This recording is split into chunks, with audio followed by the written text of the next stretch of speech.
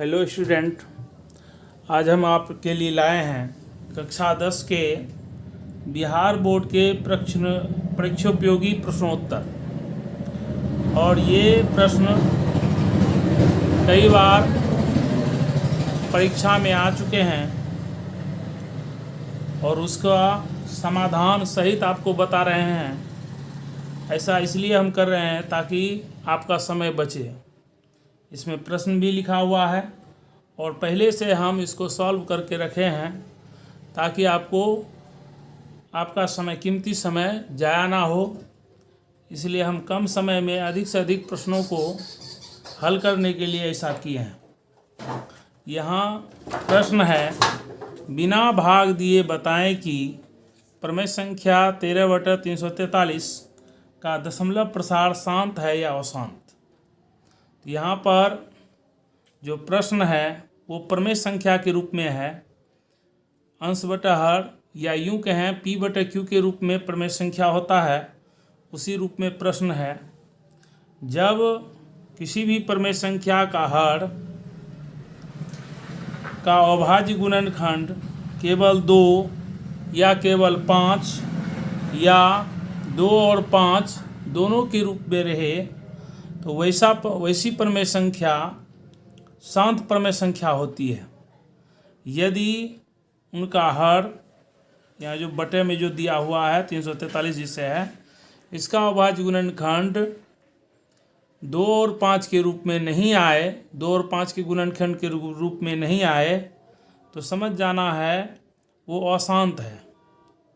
तो यहाँ पर हम इसको हल किए, 13/343 नीचे वाला जो हर है उसका हमको अभाज्य गुणनखंड करना है। उसका हम अभाज्य गुणनखंड किए तो अभाज्य गुणनखंड हमको प्राप्त हुआ 7 गुना 7 गुना 7। तो यहाँ पर हम देख रहे हैं केवल 7 के रूप में आ रहा है और ये 7 3 बार आ रहा है, मतलब यहाँ 7 पर पावर 3 हमको लिखना चाहिए था। यहाँ हो जाएगा 7 पावर 3, यहाँ हो जाएगा 13/7 पावर 3। अब हम देख रहे हैं 343 का अभाज्य गुणनखंड 2 और 5 के रूप में नहीं आ रहा है, इसका मतलब यह है कि अशांत है। इसलिए हम यहाँ पर लिखे हैं चूँकि 343 का अभाज्य गुणनखंड 2 पर पावर m गुना 5 पावर n के रूप में नहीं है, मतलब 2 के किसी भी घात के रूप में नहीं है और 5 के किसी भी घात के रूप में नहीं है। इसीलिए 13/343 का दशमलव प्रसार अशांत है। इसी प्रकार से अगला प्रश्न है, यदि बहुपद f(x) बराबर 2x² - 7x + 3 का शून्यांक p तथा q हैं तो p² + q² का मान ज्ञात करें। जैसे कि आप लोग पहले से जानते हैं, शून्यांक अल्फा और बीटा के रूप में होता है, लेकिन यहाँ क्वेश्चन में दिया हुआ है इनका शून्यांक p और q। तो शून्यांक जो देगा उस हिसाब से हमको सवाल को सॉल्व करना है। अल्फा और बीटा के रूप में दे सकता है या अन्य किसी भी बीजीय व्यंजक के रूप में दे सकता है। तो यहाँ पर बीजीय व्यंजक का प्रयोग किए हैं सवाल में p और q का। तो यहाँ पर दो शून्यांक जो इसका है, मतलब दो जो शून्यक है वो p और q है। तो यहाँ पर हम देख रहे हैं f(x) बराबर 2x² - 7x + 3 है। यहाँ पर x² का गुणांक जो होता है उसको a के रूप में सूचित करते हैं, क्योंकि हम जानते हैं द्विघात बहुपद का व्यापक रूप ax² + bx + c होता है। यहाँ पर अगर देखा जाए, इससे अगर मिलान किया जाए तो x² का गुणांक जैसे यहाँ 2 है, यहाँ पर x² का गुणांक a होता है, इसलिए हम यहाँ पर लिखेंगे a बराबर 2। उसी तरह से x का यहाँ गुणांक b है, यहाँ x का गुणांक -7 है, यहाँ पर लिखेंगे b बराबर -7। फिर यहाँ देखें c है तो यहाँ c की जगह पर 3 है, इसलिए हम यहाँ पर लिखेंगे c बराबर 3। अब शून्यकों का योग बराबर सूत्र होता है -b/a। यहाँ पर मेरा शून्यक p और q है, इसलिए शून्यकों के योग के रूप में यहाँ सांकेतिक रूप में लिखे हैं p + q। तो यहाँ हो जाएगा -b/a बराबर माइनस सूत्र से आएगा, उसके बाद b का मान दिया हुआ है -7, तो यहाँ पर हम बैठा दिए -7/2 बराबर हो जाएगा माइनस गुना माइनस, अगर हल करेंगे तो प्लस हो जाता है, यहाँ पर लिखेंगे 7/2।